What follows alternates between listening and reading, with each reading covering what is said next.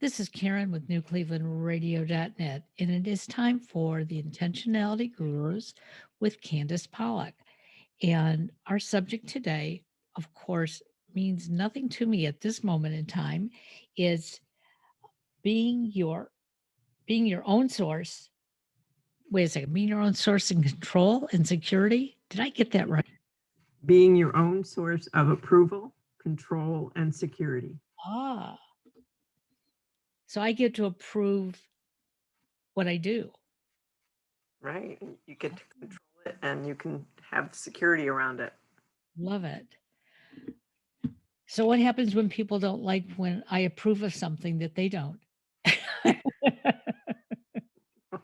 Well, you're the one with the control. Oh, okay. Right. Uh, wish I would have known that earlier in the week. Yeah, our whole lives, right?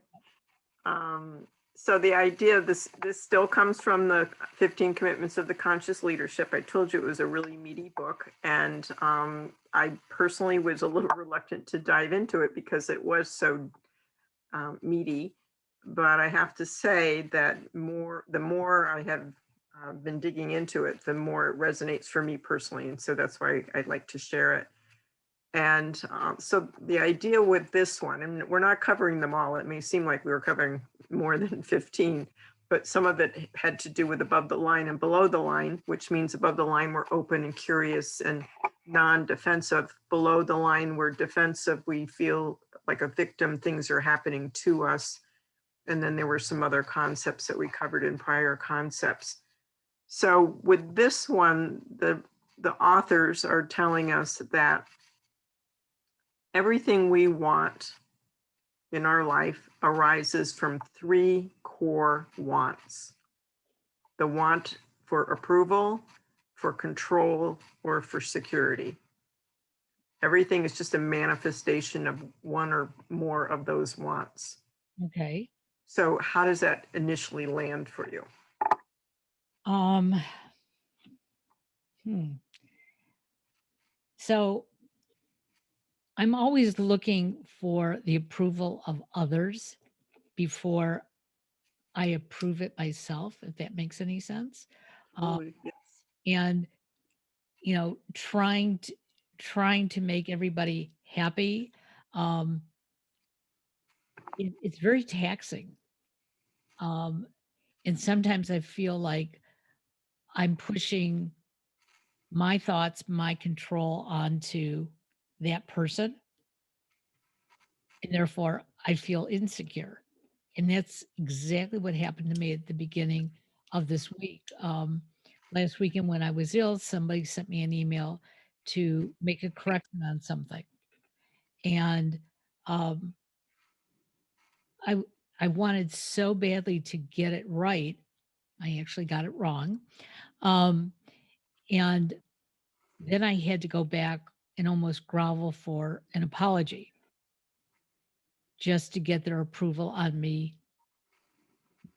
doing it the right way. And I felt totally out of control over the whole thing. So when that was happening, what was going on inside of you? So I already had a horrible migraine from the vaccine. I made it worse. Um, my gut was just totally gnawing. Um, I I just felt like I had stabbed somebody in the back because I tried to do something when I was not prepared to do it correctly. And yet I thought I was doing it correctly. Okay, so I want you to hold that as we go through the rest of this, and then we'll loop back to it. Okay. Mhm. All right. So the authors also tell us that all complaints, desires, dreams, issues, plans, goals, worries, and those kinds of things are simply wants. And when we talk about the want of security, that's our basic needs and security, kind of like Maslow's hierarchy of needs, human needs, where the bottom foundation part of the pyramid is basically food, water, shelter, those kinds of things. Approval represents by the authors the desire to be loved or liked. I mean, think of Facebook when we get a thumbs up or something, or some hater, how that makes us feel. Being wanted, being valued, appreciated, respected, and belonging. Again, anchoring to Maslow's hierarchy of needs, that the belongingness is in the middle tier, the psychological needs. And then control is if we can't get security through approval, sometimes we think we can get it through control. And that would be making sure things go our way, either other people, circumstances, or even control over our own activities. So that might be somebody with anorexia, for instance, right? So with the Maslow's hierarchy of human needs, what he tells us is we can't move from one level to a higher level of need or evolution in a sense, not in terms of our biological processes, but our psychological processes, without having those base needs met.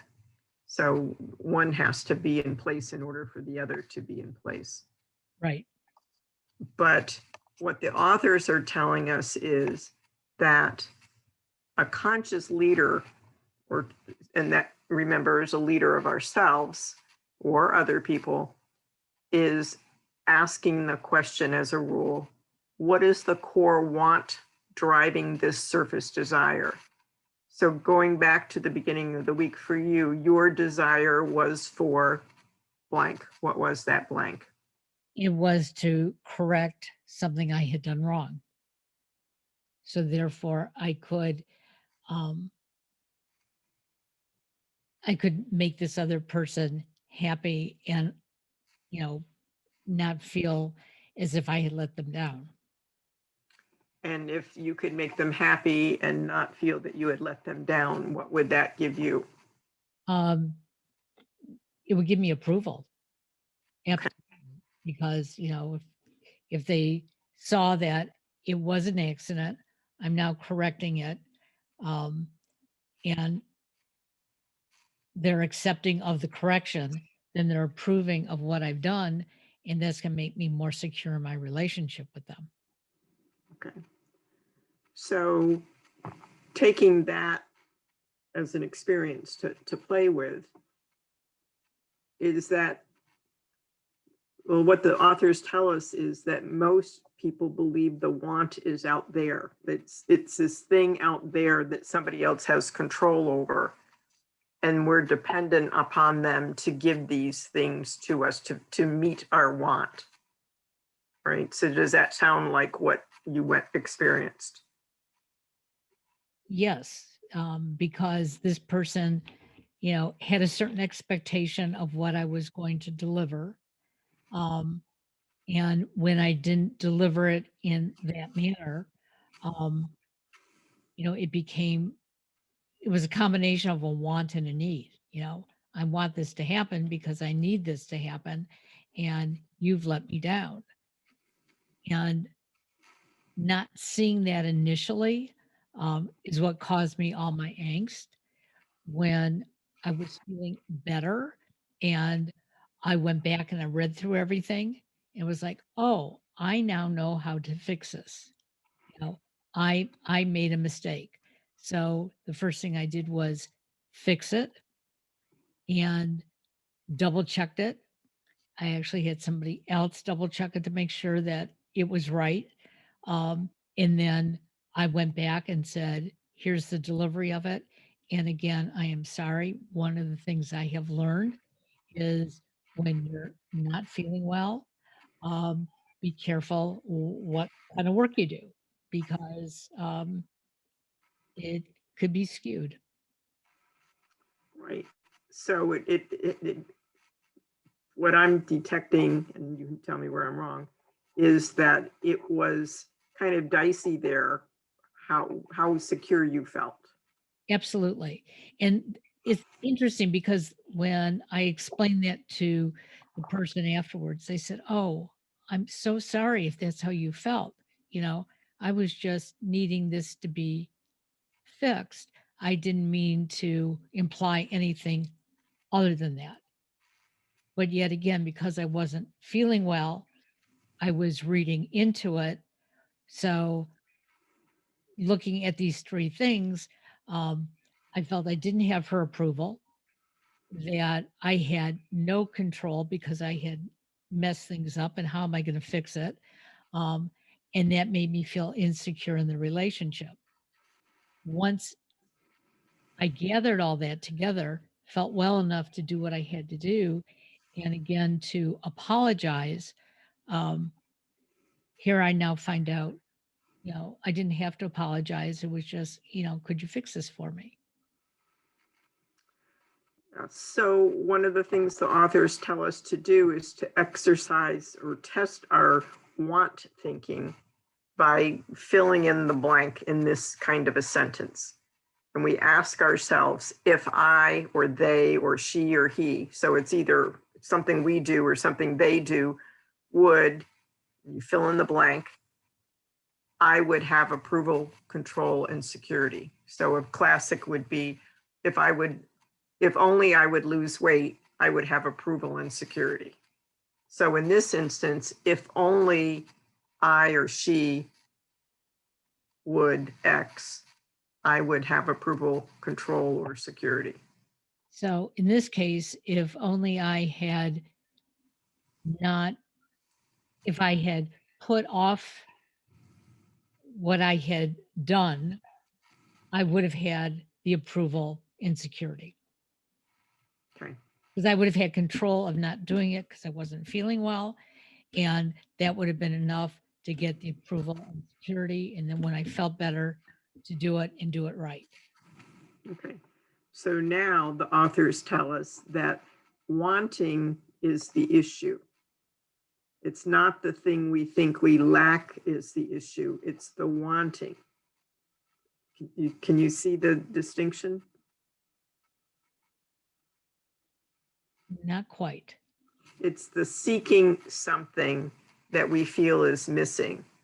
It's not the thing that we think is missing. So the idea is the item you want, wanting the item you want implies you don't have it. And then we have a perceived or believed lack of something. And we have to go outside of ourselves to get it. It's a little esoteric here, but if you sit with it a while, it really can land pretty powerfully. So they say, ask this question when we feel something, that we're wanting something, and look for patterns and trace the wants back to the desire for security, approval, and control. Okay, so then we have a choice to get to whether the want is inside of us or outside of us. And we can continue on the path of, leaving it outside of us, or we can start asking ourselves a series of questions like, well, what if I already have security, safety, and survival for my needs? What if I'm already totally approved of, loved, accepted, and valued as I am? And what if everything worth controlling is already completely under my control? So how does that play into the beginning of the week episode? Well, first of all, even when you want everything to be perfect, it's not going to be. So at the beginning of the week, I was being my typical type A personality, um, assuming that I would have approval if I took control, doing what I had to do. And there's the security that everything's going to be perfect. Um, Now looking back at the beginning of the week, um, it was my want or need to be that type A person. And if I could have taken a step back and said, you know what, I'm not going to be type A right now. I'm going to be probably type Z right now because of where my brain is and where my body is. And I think sometimes that's what I have to do. I have to step out of that role of, okay, just get it done. Because sometimes when you just get something done, um, it's it's not right. It's lacking. Well, and I can tell you all the times that I've just responded with a quick email to somebody without, you know, when I was being pressed for time or, what have you, when I wasn't feeling well.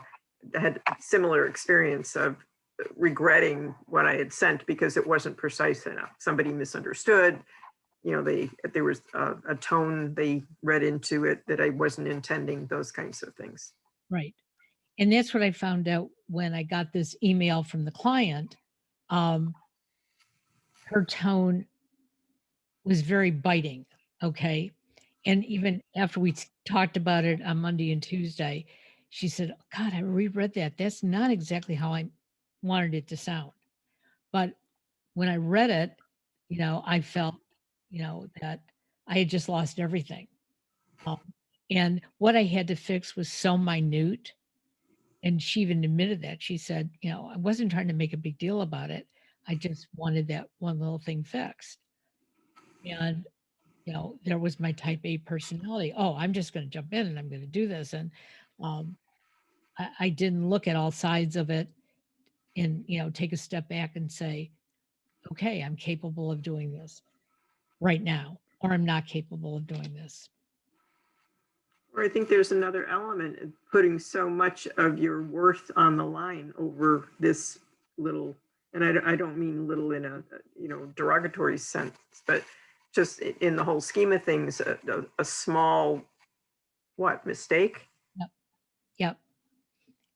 And I did it to myself. And like I said, when we had a conversation about it, I mean, this poor client was almost in tears that she had upset me like that. And I said, no, it's my personality. Okay. Um, and we've known each other for a long time. And um, I easily, looking back, could have just sent her a very nice email or picked up the phone and called her and say, I can't deal with this right now. I got my second vaccine and I'm not feeling well and my brain is not where it's supposed to be. Is it okay if I take care of this beginning of the week, Monday or Tuesday? But I didn't do that. And um, this is the first time I think I'm really learning from that mistake is that uh, you can't be everything to everybody just because you want to be. Or you pay a price for it one way or the other. You either, give yourself a little slack or you don't, and then you might have to correct something. Exactly. So when we read the commitment, this is number 11, I think. I got lost in the numbers, but when we read the commitment, the commitment, if you're above the line, is I commit to being the sources of my approval, control, and security. When we come from below the line where we're feeling like the victim and things are happening to us, that we're committing to living from the belief that my approval, control, and security comes from the outside, people, circumstances, or conditions. So how might you carry some of this forward for yourself? Um, not always taking the part of the being guilty for doing something wrong. Um, and I'm getting better at that. Uh, but so much of my past life, um, I took on a form of guilt if I made a mistake. It was like I always had to apologize, had to, you know, run in circles to make things better. Um, I wasn't taught to truly take a step back and evaluate what to do. It was like, oh, you need to do this, do it now. And if you make a mistake, then you can feel badly about it. And what a waste of energy that has been most of my life. And And a source of anxiety. yes. And so that's why when I started feeling better on Monday and I went back and I looked at everything and said, oh, now I know how to fix it. Okay. Um, I allowed myself to be in control to fix it right. Um, I felt good about it.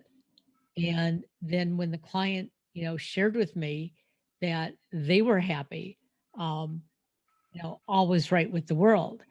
But it also taught me that, um, we all do make mistakes, and we shouldn't be so hard on ourselves, and other people shouldn't be so hard on each other when a mistake is isn't going to cost them anything. You get the meaning of that okay, you know I left off one extra letter in your name. I can get that fixed. Or um, you didn't want your photo posted, um, along with something. Okay, I can take that down. I can change that.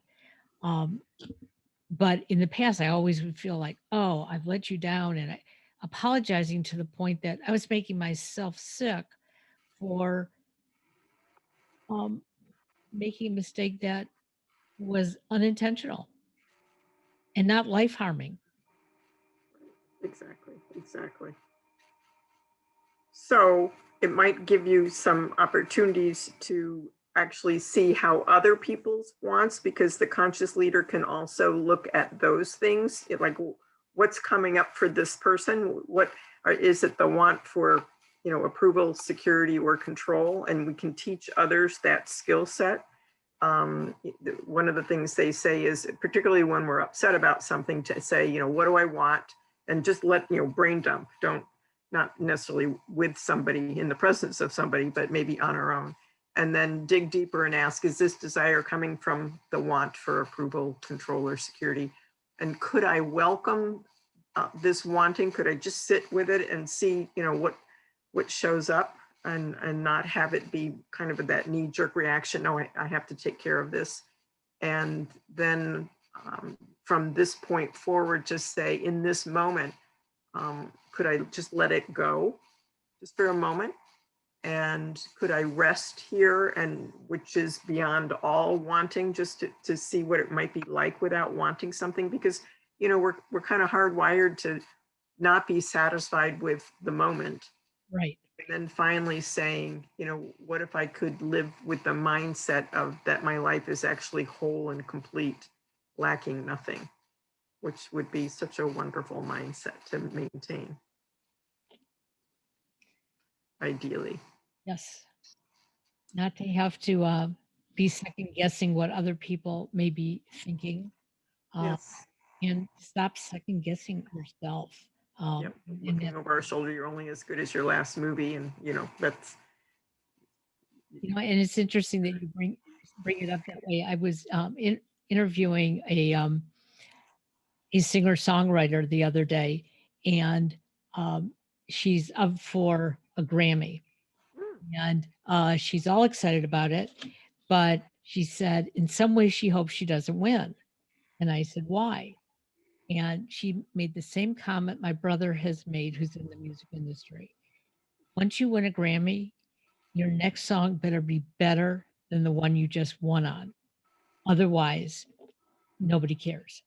I can't imagine what it's like. But if I wasn't up for the award, she said, nobody would think badly of me because only so many people can get nominated.